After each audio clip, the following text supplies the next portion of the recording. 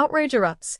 Carney sends $83 million abroad while Ford sparks chaos with First Nations clash. Prime Minister Mark Carney is already feeling the heat just months into his new mandate, following a controversial decision to send $83 million in taxpayer funds to international humanitarian programs under the United Nations. The move has sparked widespread criticism across Canada, where many citizens are struggling with inflation, underfunded healthcare systems, and deteriorating public infrastructure.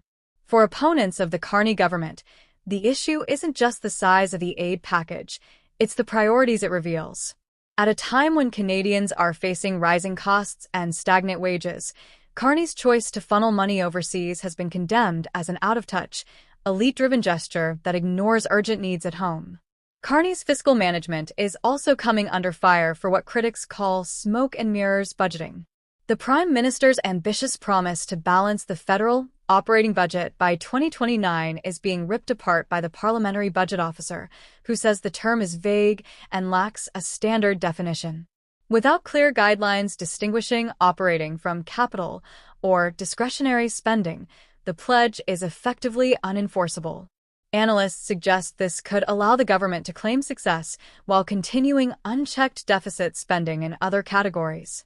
For taxpayers, this uncertainty undermines confidence in the government's ability, or willingness, to get Canada's finances under control after years of massive expenditures. Simultaneously, serious concerns are mounting around federal contracting practices. Auditor General Karen Hogan's recent audit has exposed glaring weaknesses in how public contracts are issued, managed, and monitored. According to her findings, civil servants often bypass procurement protocols or are entirely unaware of them, leading to major violations of federal rules. A central focus is GC Strategies, a private firm that was handed nearly $100 million in federal IT contracts while providing little value in return.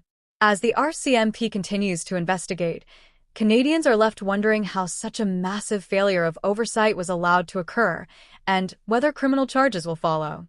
This isn't just about inefficiency, it's about trust. For Canadians who see their tax dollars evaporating into a maze of consultants, shell contracts, and political cronyism, the sense of betrayal is growing. The GC Strategies case is not an isolated incident. It's emblematic of a deeper rot in the machinery of government. The fact that emails linked to the scandal were deleted has only intensified demands for legal action.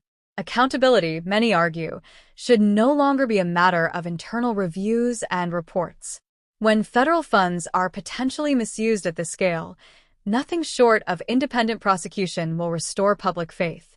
While Carney's government deals with financial controversies, Ontario Premier Doug Ford is facing political fire of his own after comments directed at Indigenous communities sparked a national uproar.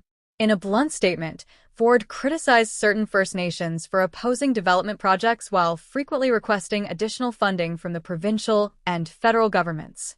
His remark that some were coming hand in hand was swiftly condemned by Indigenous leaders and advocacy groups as insensitive and inflammatory.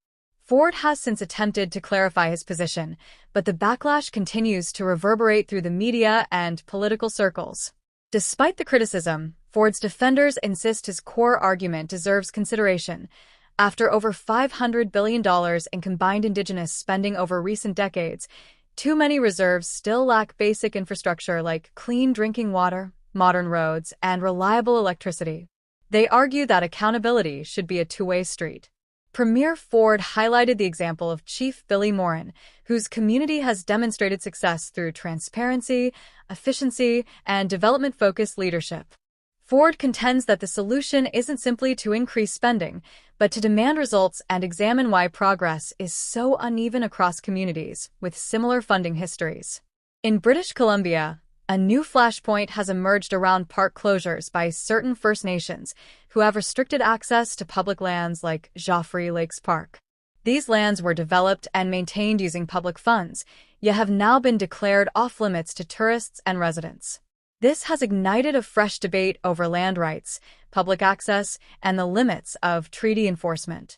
Critics argue that if Indigenous groups want full autonomy over public infrastructure, then they should be prepared to renegotiate the terms with the Crown and possibly reimburse taxpayers who finance the roads, trails, and facilities. The tension underscores a growing discomfort among many Canadians who support reconciliation in principle but are increasingly skeptical about how it's playing out in practice. Some feel that what was once a sincere effort to redress historical injustices is being distorted into a system that enriches a few but delivers little improvement for the many. With park access restricted, development blocked, and billions in funding seemingly lost in bureaucratic loops, a growing number of citizens are calling for a redefinition of reconciliation, one that emphasizes results, transparency, and mutual responsibility.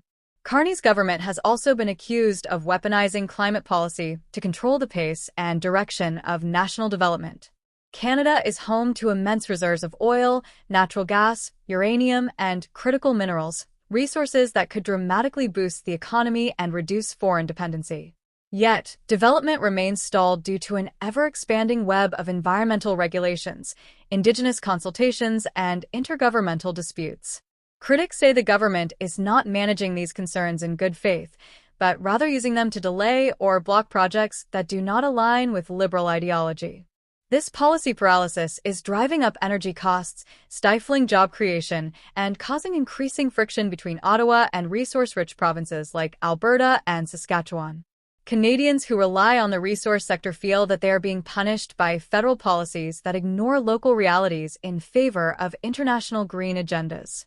For these workers and their communities, Carney's commitment to environmental causes means little if it comes at the cost of their livelihoods.